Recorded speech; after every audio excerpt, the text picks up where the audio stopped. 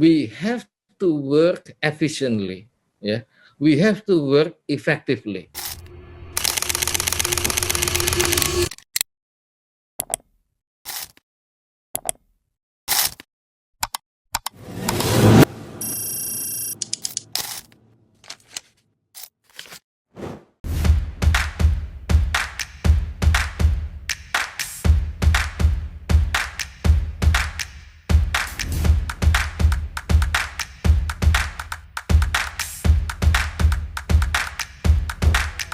Indonesia maju bukan sekedar cita-cita, melainkan arah besar perjalanan bangsa. Dalam upaya mewujudkan Indonesia yang berdaya saing dan berkeadilan, ASN hadir memegang peran strategis sebagai pelayan publik, penggerak perubahan, serta penjaga kepercayaan masyarakat.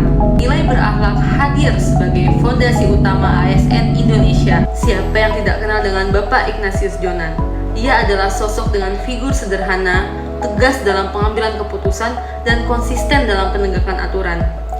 Bagi seorang Ignatius Jonan, kepemimpinan bukanlah hanya tentang suatu jabatan, tetapi tentang pertanggungjawaban dan keberanian untuk berbenah. Nama Ignatius Jonan mulai dikenal saat ia menjabat sebagai Direktur PT KAI Kereta Api Indonesia. Di video ini, kami akan membahas perjalanan, prestasi, dan gaya kepemimpinan seorang Ignatius Jonan sebagai inspirasi bagaimana seorang ASN dapat menjadi motor penggerak perubahan. Sebagai ASN, kita dapat memaknai nilai berorientasi pelayanan melalui contoh kepemimpinan Bapak Ignatius Jonan.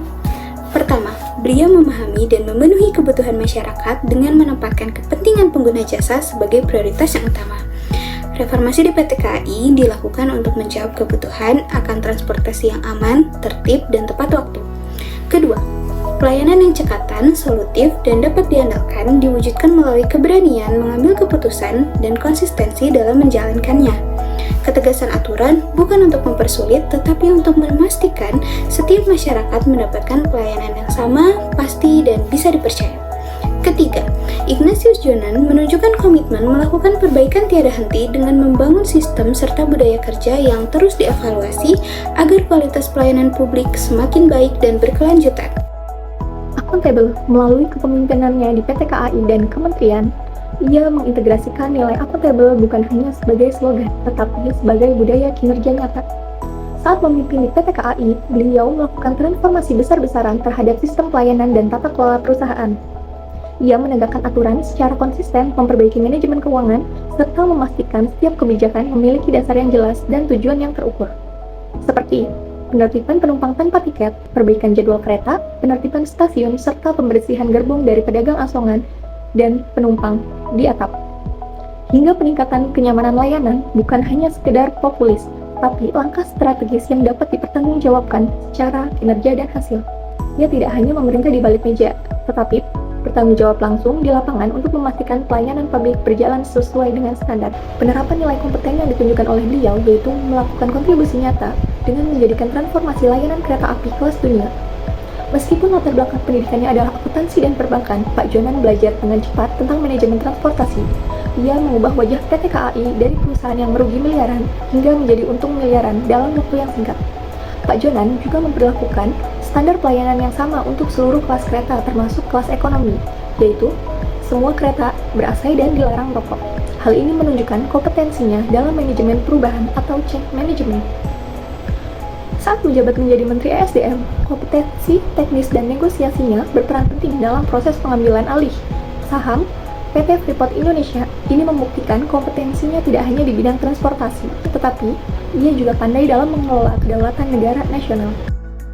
Pak Jonan memahami cara berpikir karyawan dengan memberikan tugas yang mudah dahulu sebelum memberikan tugas yang sulit, agar meningkatkan rasa percaya diri dan semangat.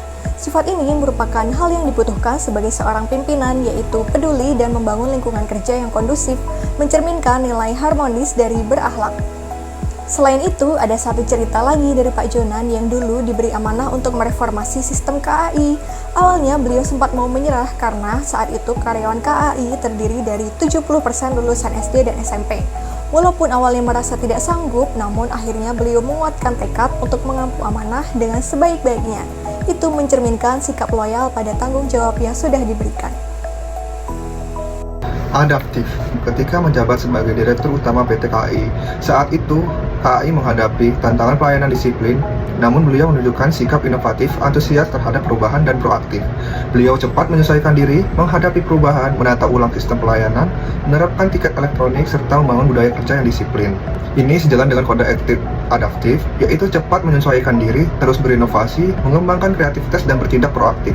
Ketika menjabat sebagai Menteri Perhubungan dan Menteri SDM, beliau kembali menunjukkan perilaku adaptif dengan merespon isu keselamatan transportasi, serta mendorong pengembangan energi baru terbarukan sesuai dinamika global. Kolaboratif. Dalam kepemimpinannya, Bapak Ignatius Jonan menunjukkan bahwa perubahan besar hanya dapat dicapai melalui kerjasama. Saat memimpin PT KAI, beliau tidak bekerja sendiri, tetapi membangun sinergi antar divisi, serta berkoordinasi dengan pemerintah daerah dan aparat keamanan. Hal ini mencerminkan kata kunci kolaboratif, yaitu kesediaan bekerja sama dan membangun sinergi untuk hasil yang lebih baik.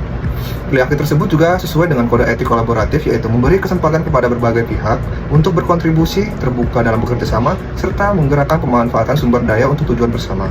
Saat menjabat sebagai Menteri Perhubungan dan Menteri SDM, beliau memperkuat koordinasi lintas kementerian, BUMN, dan sektor swasta. Pendekatan ini mencerminkan konsep wall of government, di mana keberhasilan kebijakan dicapai melalui sinergi antar lembaga.